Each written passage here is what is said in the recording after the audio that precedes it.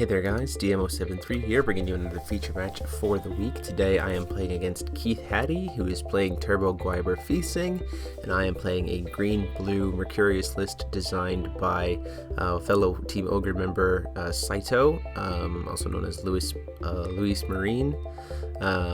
So I won the die roll there with double sixes, so I'm obviously going to be choosing to go, I think I choose to go second here, but maybe I choose to go first because I don't necessarily know that he was playing Turbo Fieth right off the bat, but it'll be interesting to see how this goes.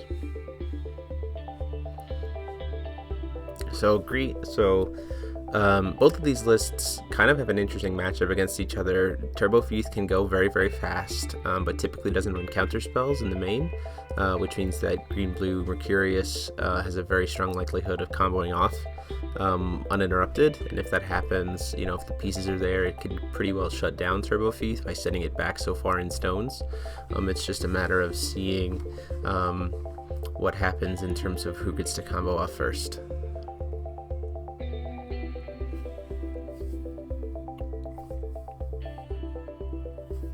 So I'm trying to decide what I want to mulligan here. I don't have too many combo pieces, and I want to try to draw into some more to be able to combo faster.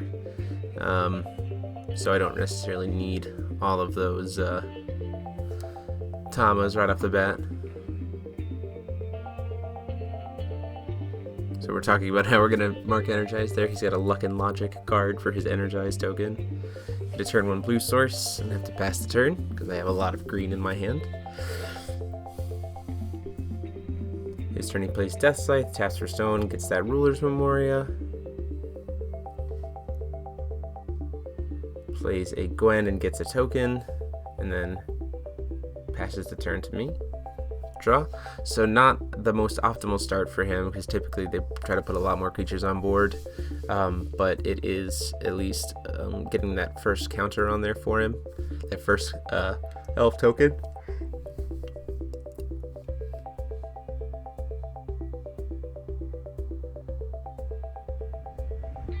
I thought about playing the Tama, but then I just decided to pass, I think.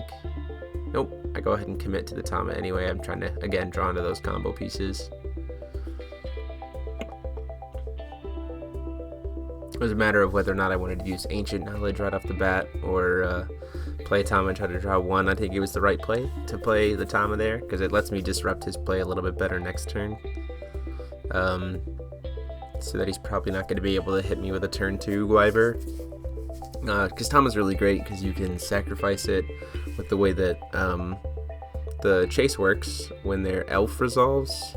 Because it goes on this chase before the card that they played resolves. So once there's still that chase sequencing happening, so you can just sacrifice Tama to kill their elf, which puts them off a little bit, which is always really nice.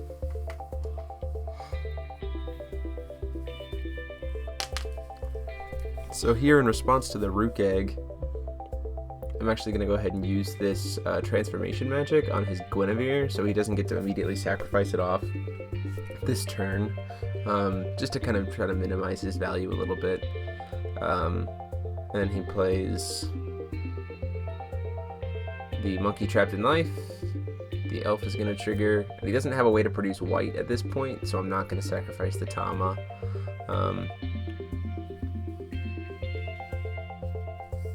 Because again, I'm pretty safe here. Every turn that he doesn't play the Gwiber is a turn that is good for me, because it means that I have the ability to kind of set up a little bit more, especially since he can't get aggressive and hit me with a the Gwibers and stuff the same turn they're played, because he's going to just they don't have swiftness. So essentially, even if he sets up a massive board, if I've got the combo pieces in my hand, it doesn't matter. I'll just put it all back. So swinging with Tama, he goes to block with the Rook Egg, and I choose to sacrifice the Tama in response to try to kill his elf token, which he'll then sacrifice in response to Gwen and draw 2 cards. So again, I mean, it all worked out. He gets to draw some cards. He doesn't get to search though, which is fine with me, and I still have the Tama to try to disrupt the Gwiber play next turn, which is just fine. So then I pass the turn to him. Recovers, taps for his third stone, gets another Ruler's Memoria, plays the Levitine, sacrifices 2 for the Tama, or for the Atom Brawly, but the Elf counter is going to resolve first.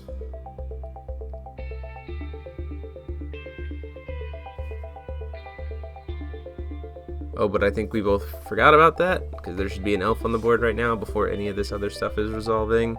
Oh, no. No, we're resolving it properly. So, he also needs to pay the 100 life for the Monkey Trapped in Life, but I think we've both missed that. He does have the Rook Egg in his hand. He searched it off the Rook Egg.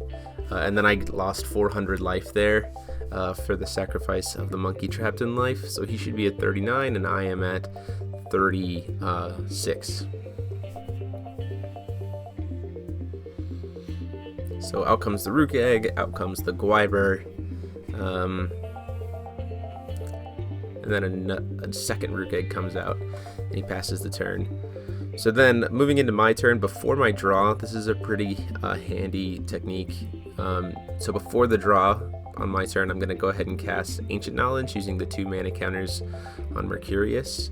I do this before the draw because I can essentially, I dig a little bit deeper and I have a better chance to eliminate cards that I don't want, thus making my draw for turn probably a little bit better. You know, the kind of forced draw for turn a little bit better, and it ends up working out just fine here. So I go ahead and do Judgment. He's got no will up. He's got his Energized token, but that's kind of it. So I am taking a little bit of a risk here that he might have Wall of Wind. But again, Turbo Fieth typically doesn't play counters in game 1. So I'm kind of banking on that, and I attempt to resolve Rise from the Depths, which he will let resolve. Now he could have sacrificed one of those Rook Eggs to Gwyn in response, but he chose not to. Sacrifice one of those Rook Eggs to Gwyn. And unfortunately, I don't get hooks or anything else like that, because if I had a single hook, then this game would probably be over.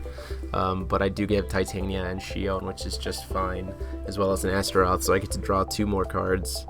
And Shion's really great for also against Turbo Fieth, because you can start really disrupting their plays, and at the end of the turn you can just start bouncing Gwibers back to their hand. So Gwibers typically aren't going to get that damage in, so it's pretty strong.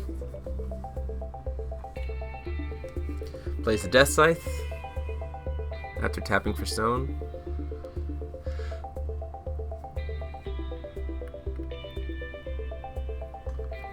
Plays a Rook Egg. He's going to get an Elf before Rook Egg resolves, so Elf is out there now. Plays the Guinevere, and out comes back out the Gwiber, right? Making sure this stuff is tapped correctly. So he's tapping the white for Guinevere, or for the Gwiber, and then at that point I think he passes. Nope, he plays the Atom Brawly by sacrificing the Rook Egg and the Elf token. So Rook Egg is going to resolve. I believe he searches for a Draig here. Yeah, he does. He goes for Draig. He's playing the version of Turbo Gwiber that kind of runs both dragons. You know, he's sacrificing creatures to Atom Brawly and stuff like that, and so eventually he can just slam both of them as he continues to build pressure and combo off. He's going to burn something for 400 damage because he has to, and then he has to produce some colors. Burn Astaroth even though he's a 7/7 because of the Titania bonus.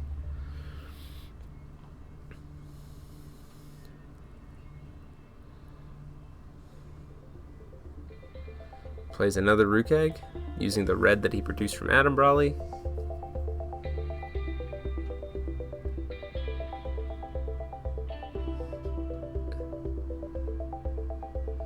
Sacrifices the Rook Egg to Levitine.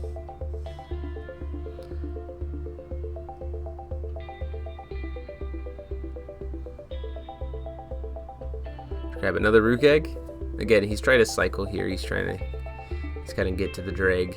I don't necessarily know if he had enough this turn to do that, because the Guinevere's not going to be able to sack for anything.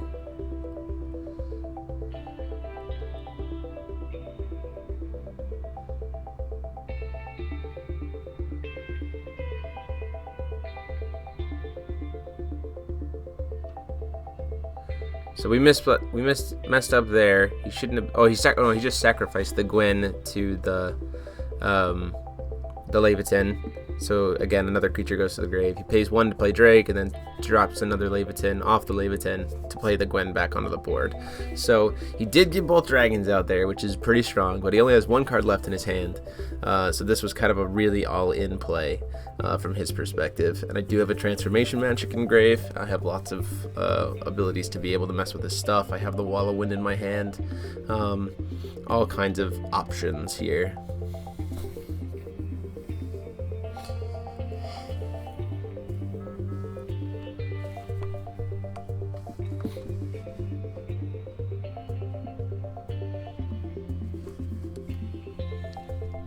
So I'm deciding exactly what order I want to attack here. I've got a lot of options. I'm going to go for 7 at his face with Astaroth. It gets the bonus from Titania because it's a water resonator. So this would put him down to 32. He takes the damage.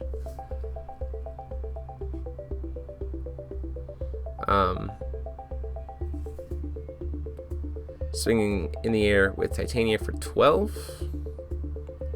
He goes to block with Gwiber.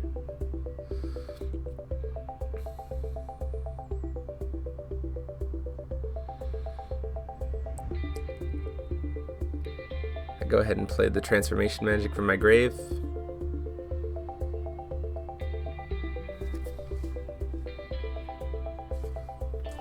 So 1 Gwiber down, he's got 1 card in hand. I'm feeling pretty strong here. I've got Shion to be able to answer stuff as well because she can bounce things. I've got way more card advantage than him, and so in that sense I'm feeling pretty confident. He can essentially play anything that he has because he's up on me on stones. And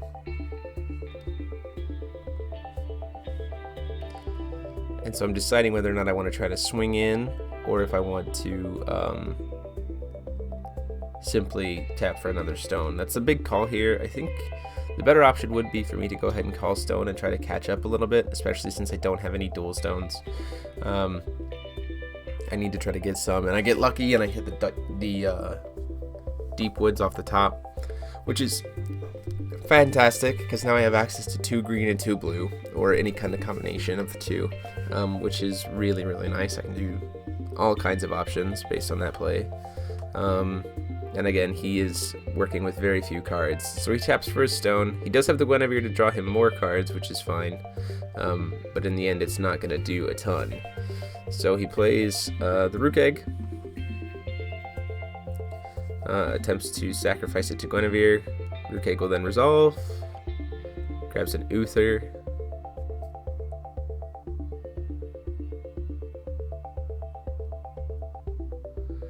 And so Uther is a little bit of a problem because of the fact that I have to then deal with the potential damage. So then he has to draw 2 and discard 1 to resolve Gwen.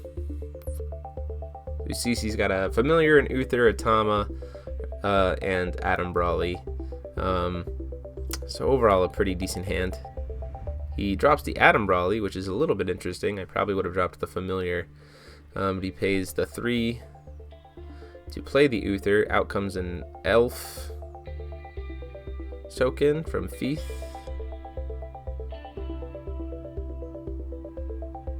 And then I'm going to attempt to Wall of Wind the Uther. Essentially, this is just me trying to force him to kind of waste his cards a little bit and tap out, which puts me at a better advantage later. The Wall of Wind isn't hugely important. Plus, now I've played a card, and so I have Melfi in my hand, which is great because if it's really dependent on what he's gonna use here. If he tries to target Mercurius, then I can like prevent all the damage to Mercurius with Melfi, but then Draig can just kill it, which is less than ideal. So it's really a matter of trying to figure out exactly what's going to happen here. So I'm trying to see if I want to maybe even toss another Wall of Wind, but again, he can just pay for it, and then I can't play Melfi. And I do have the Transformation Magic if he just chooses to target something else. So it's going to resolve. He hasn't told me what he's targeting yet. Uther is now on the chase, and the ETB effect is now on the chase.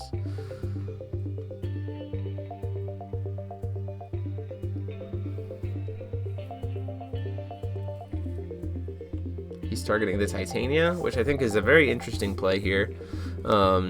He could just target my J/Ruler, but he has Draig, and so I think he's feeling confident about being able to just eliminate both, as opposed to just trading with Titania, because if Draig flew into Titania, then they'd be a trade. So he uses Adam Brawley and Gwiber to make sure that she dies. And then, because I have no response to the effect, so it resolves, and then he exiles those cards.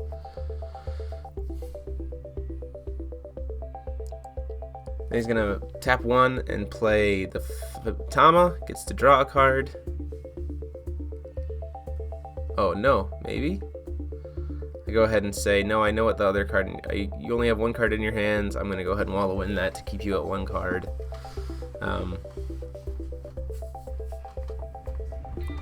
So the fewer cards he has access to, the better in my situation.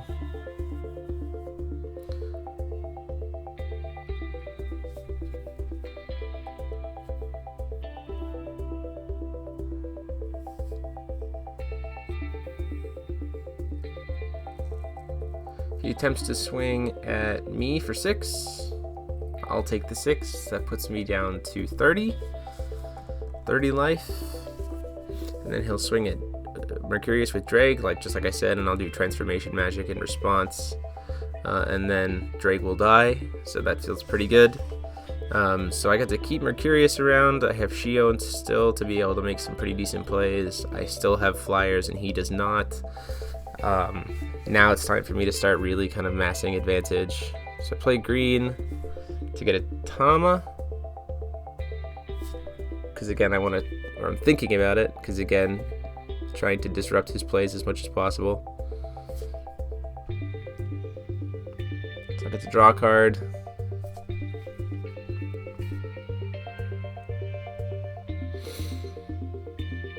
Use Astaroth to kill Guinevere.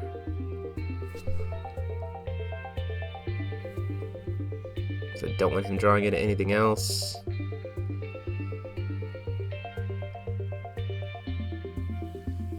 To kill Adam Brawley, and I go ahead and pass the turn to him. Again, I have a Shion to be able to bounce a card if I need to. I've got lots of cards in my hand. I've got the Transformation Magic Engrave and the Melfi, so I'm gonna be able to prevent damage from stuff. Right now I'm feeling pretty confident. Even if he does somehow have some kind of double Gwiber play, I've got somehow a Gwiber play. I've got Tama to be able to answer that. So when Turbo Fiethsing gets into the grind game, especially if it has fewer cards than its opponent, it really becomes an uphill battle. So I'm feeling pretty good about this.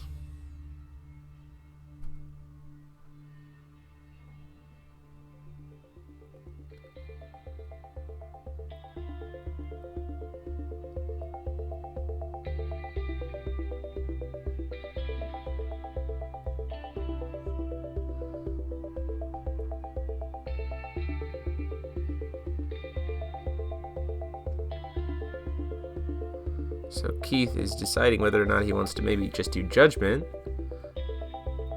Maybe that's the better option here.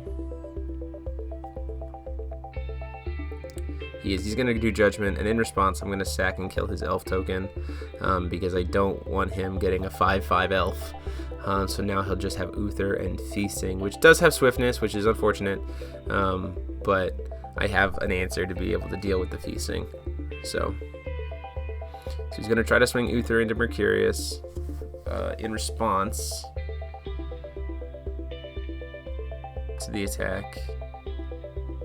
I'm going to go ahead and use that Bear Magic in my graveyard. Thinking about how I want to do this, because it is just a crash in at this point, but I might as well make him spend as much as possible. So I'm going to use the Transformation Magic on it, and then I'm going to go ahead and block with Shion, so he will lose his creature. Now he's got Fiethsing, which is definitely strong enough to kill my Mercurius, but at the same time is not necessarily going to get there because of so he's smart there, and he doesn't tap the Leviathan, which is actually incredibly smart, because if he had, then I could just kill Fiethsing next turn, which would be great. So I flash in Melfi and prevent all the damage from Fiethsing, which is great for me. So drawing into my turn. There's no real reason for me to try to kill that Fiethsing at this point, because it would just be a trade, but he could sack for imperishable and I could not. So it makes more sense for me to kind of push for more damage. Now would be a great time for a hook. Set him back down to 3 stones, 10 in the air. It's gonna take it, puts him down to 23, 22 if he had paid for the monkey trapped in life. 5 in the air, put him down to 18 or 17.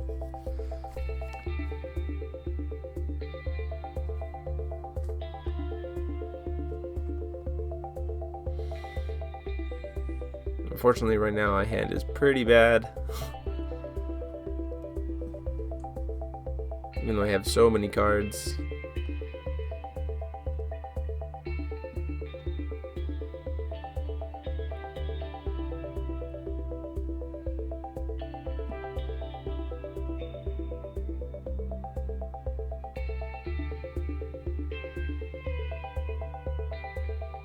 Two more to bounce my Astaroth back to my hand. And get another Astaroth out. And the thought here is to do this so that I can block Fiethsing and draw another card and maybe see something a little bit better for myself.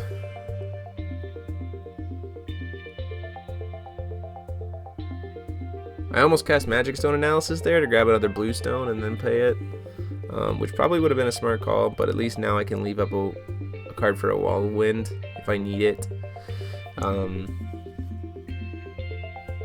I have to pass the turn there. So now I at least have a blocker for Mercurius, which is nice. Because Fiethsing's going to get pretty buff.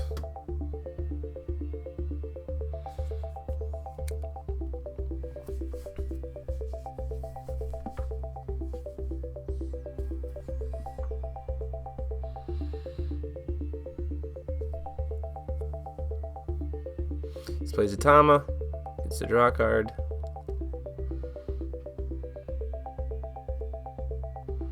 Plays the Familiar, he's gonna get 2 elf tokens. Or Messenger of Familiar.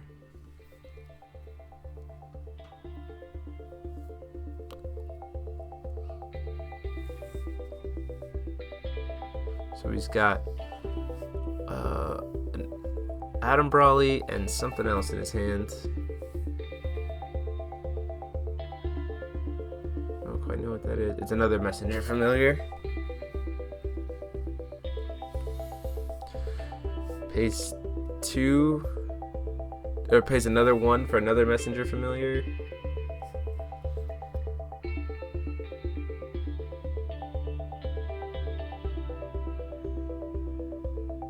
Sacrifices Messenger Familiar and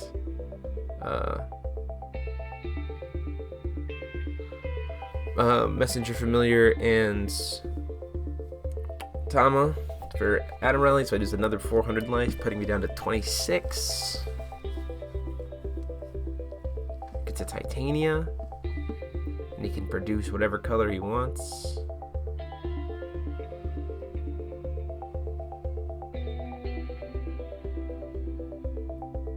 Gonna tap down the 3 kind of worthless things and use the blue to play the Titania. So again, lots of stuff on this board, and he has a flyer, which is most unfortunate. And there's that elf that I can't really affect. If he had swung in here, the interesting thing to note, if he had swung in here, I actually would have had lethal on board if he had swung in with the Fiethsing. Like if I had just taken the damage. But again, he could have just noticed that and sacrificed all of that stuff to Levitine and definitely just killed me. So I have to recover. If I'd also left a different stone up, I could have bounced the Titania back with Shion and done a lot of other crazy stuff.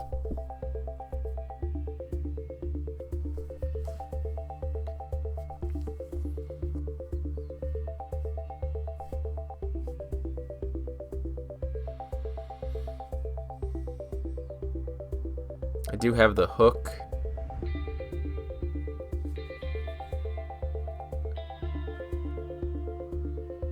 Which, if I had cast the, so this is an interesting situation I'm just noticing. If I had cast the Magic Stone Analysis last turn, I'd be at 5 stones, and I could cast the hook. Bounces to creature blockers, and then I'd have 4 things to be able to swing in, 2 of which would have flying, and so there'd be no way for him to block both, and I would actually have lethal right now. But I tried to hold up a wall of wind to make something happen. So 5 in the air takes him down to 13, 12-ish, if he had paid for the monkey.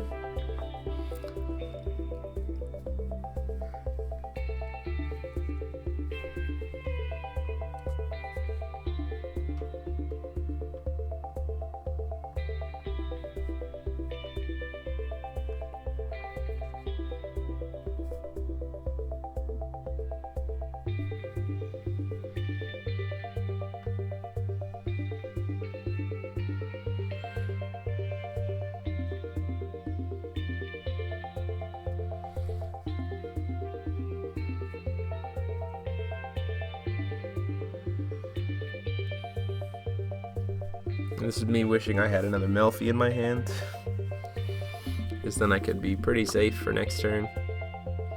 Swing in for another 10, taking down to 3.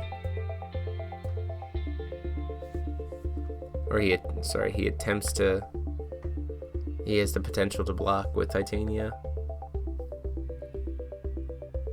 Goes to block with Titania. I'm going to bounce Titania back to his hand with Shion, so 10 damage is going to go through. So I get him super close. Like I said, you see I have that hook in my hand. If I was 1 stone higher, it would have been just fine.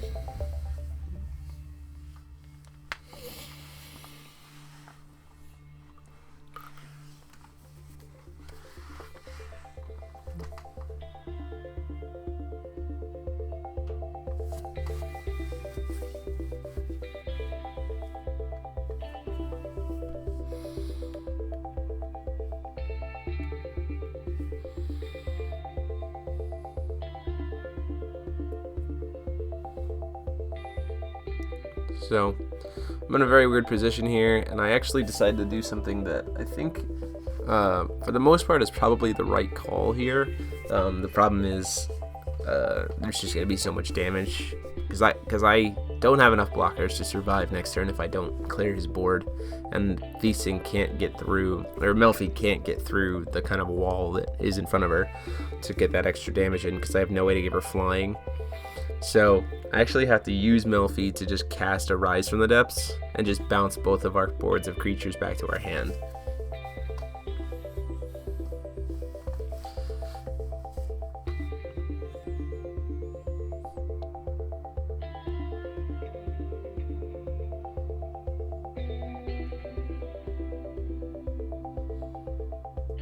So just deciding whether or not he wants to sacrifice something to Levitine first or anything else like that.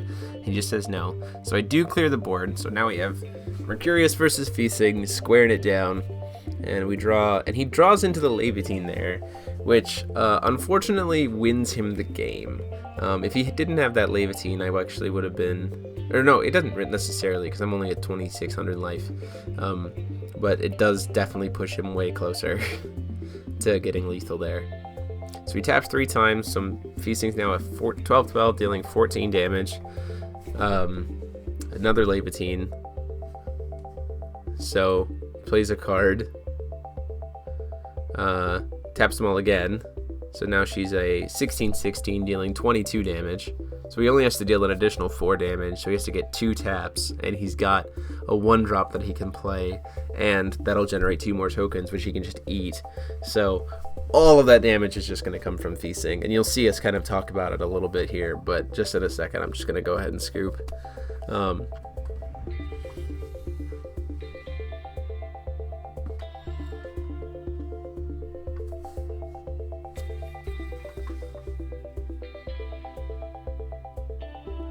So out comes out the Messenger Familiar, which will generate the 2 tokens.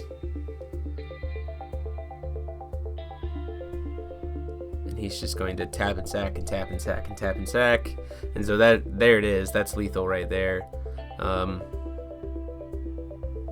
that's enough damage on board to just finish it off. And I doing the math in my head, and I'm like, yeah, that's it. So I'm gonna go ahead and just say we're done, and we're gonna go into game 2. So it was very grindy, but then it ended up just me being one-shotted by Fiethsing. So let's see how games 2 and 3, or hopefully game 3, goes. So I'm going to begin the draw this time. It's always helpful being Mercurius. You kind of always, being Mercurius, being the combo deck, especially against Turbo Fiethsing, if you can take the draw, it's really good. Because 1, you steal the coin from them, and 2, taking the coin means that you're probably going to have a really strong chance of comboing very early, which is very helpful. You don't have to worry about any kind of ramp spell to be able to drop your combo on turn 3, because you just have 2 stones and energize, especially if they tap out and they don't have any cancel spells. You see there in his hand, he's got the Wallow-In, so he definitely boarded those in. They don't normally get played in the main, but we are playing in a tournament when this is happening, so you're going to see some sideboard tech happen from kind of both of us if we get there.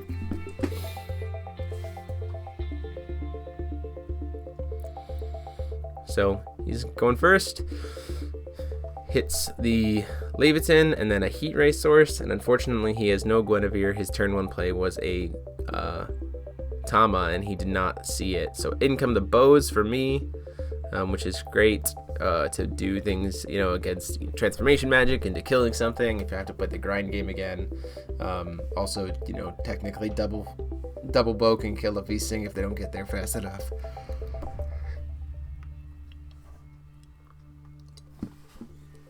He has to decide here whether or not he wants to keep up the Wallow-Wind or if he wants to play the Tama, which is a very interesting call for him, because either way he's not going to get to play a token, and he decides to hold up the Wallow-Wind. So I tap in, I get a blue source, and I pass the turn to him.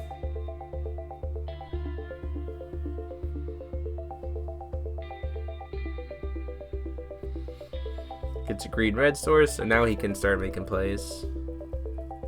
Plays Tama. Draws a card, and then unfortunately can't do anything else, I don't think. I think he can pitch Leviathan from his hand to produce some extra will, but he's got, looks like 1, 2, 3 Atom Brawlies in his hand.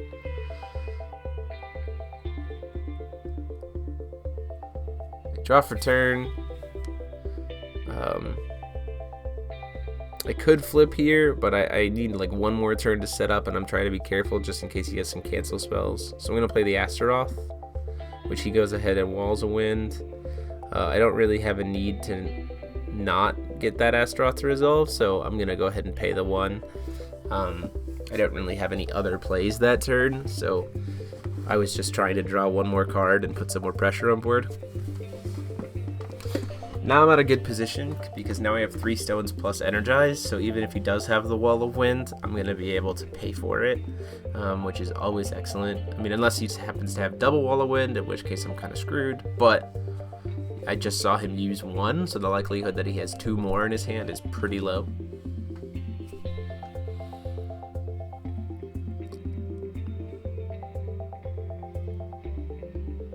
So again, he just passes the turn without really doing much. So it seems like his hand is kind of bricking a little bit. Go into combat, swing it for him for 5. Because that Astaroth's going to get bounced anyway, so I might as well.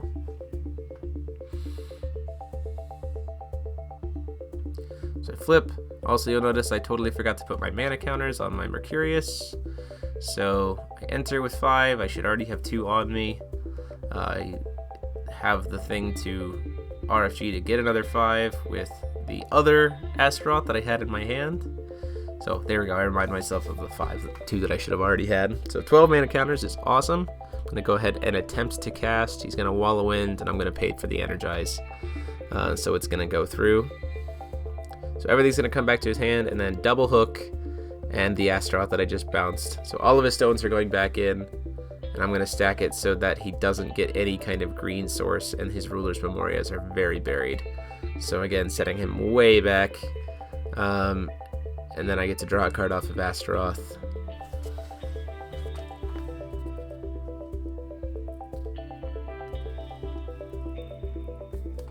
And so he taps for his first stone, kind of looks at his hand, and says, no, I think we're done here. So we're just going to go ahead and go into game 3. He's got staring down enough damage on board for lethal. 3,500 damage, plus the double blow to stop any kind of blocker he puts. So there's no way he was not going to die next turn. We go to game 3. So he did take the draw, which is kind of unfortunate for me, but it's expected. Against, you know, he in the same way, he wants to stop me from being able to combo off, and the Energize does push him ahead a little bit. So this is one of those weird matchups where taking the draw is kind of better, but it is situational and it is based on your play style. And you see there, unfortunately, he bricks again pretty hard. He's got double Gwiber in hand too, and not really much else to do with it. He does have a Regalia, which is nice. He hits the Apollo, so if he hits a stone, he's not in terrible difficulty. And all he can do off his turn 1 is just play Draig, because he hits a black-red. So he gets the elf token, but doesn't get really much of anything else.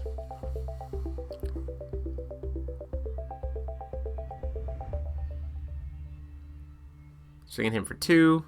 Goes to block with Draig, and I'm just going to sacrifice it to kill the elf token. So just like I did in game 1.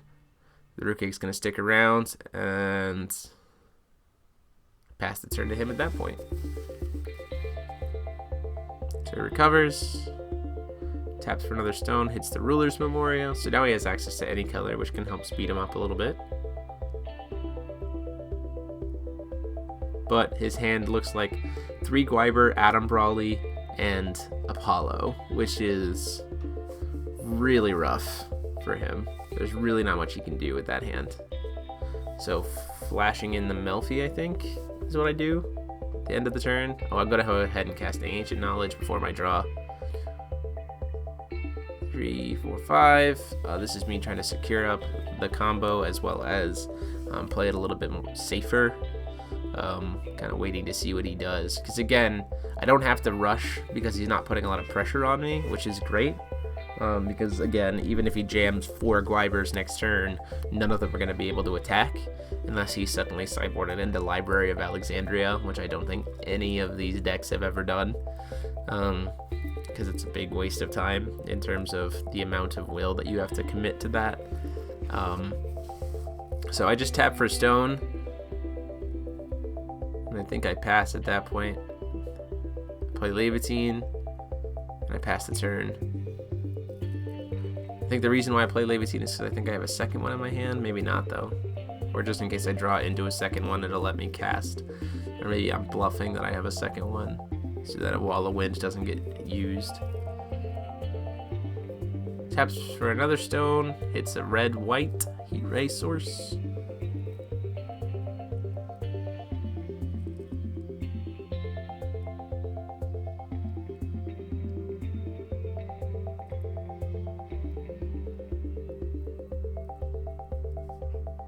So again, he's staring down a pretty dead hand. Triple Gwiber, Adam Brawley. Can't tell if that's a Guinevere or not, and a Adam Brawley. And unfortunately, he just has to pass the turn again. So in comes that Melfi. Melfi's gonna trigger and do nothing because I didn't play 2 cards this turn. I'm gonna draw for the turn. Cover. Tap to pump.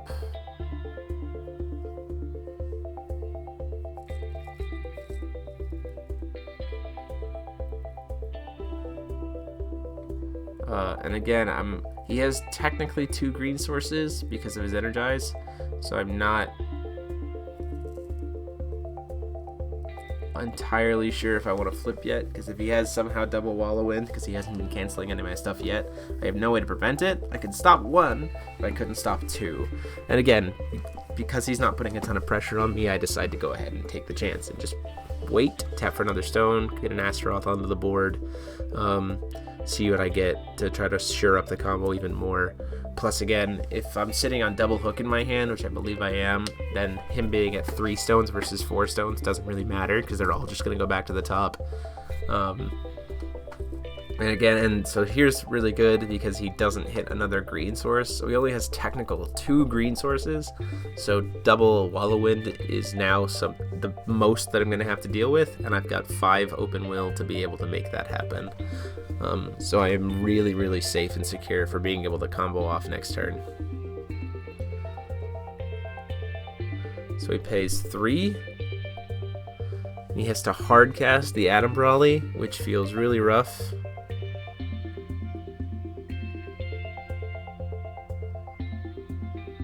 And so he gets the Elf token because he played the Apollo. And he plays the Gwiber. Now what he could do here to make the second Gwiber happen, which is an interesting idea, is he could bounce the Atom Brawly back to his hand, sacrifice the Elf and the Rook Egg. But I'm going to go ahead and try to Wallow Wind the Gwiber. And it's going to happen. He's going to pay for it. So now I definitely get to combo off. So if he wanted to put even more pressure on me, he could bounce the Atom Brawly back to his hand, sacrifice the Rook Egg and the Elf to play the Gwiber, burn something for 400 damage, produce another white, and play another Gwiber. So he at least has Gwiber, Gwiber, Atom Brawly. But again, it doesn't really do much outside of just put that pressure on. Puts him down to 3 blockers instead of 2. Or 3 creatures instead of 2. So I'm going to swing for him at him for 5 in the air. And the reason why I'm doing this is because I'm trying to get as much value as possible out of that Astaroth before it gets bounced. He's going to go ahead and try to block it. I'm just going to tap and sack Levitine, so I get a second tap out of Levitine. So for some extra damage from Mercurius, I have not tapped for a stone yet. That is important. Use Melfi and 2 to do Judgment. Comes in with 5, and then by removing the other Astaroth I get another 5 as it enters, so 10. He can't do anything, so I attempt to cast the Finale spell. He can't answer it, he's got no way to produce Green Will, so everything's getting bounced, and then he gets hit with probably the worst possible outcome, which is Double Hook plus Titania, and just bounces everything back. And so he shows it and he just scoops. So huge thanks to Keith for playing with me. Go ahead and wait for later this week, guys, Friday and Saturday, for these deck lists. Let me know what your guys' thoughts are. Hope you guys enjoyed it. Go ahead and like, comment, and subscribe as always. And until next time, this is DMO73 signing off.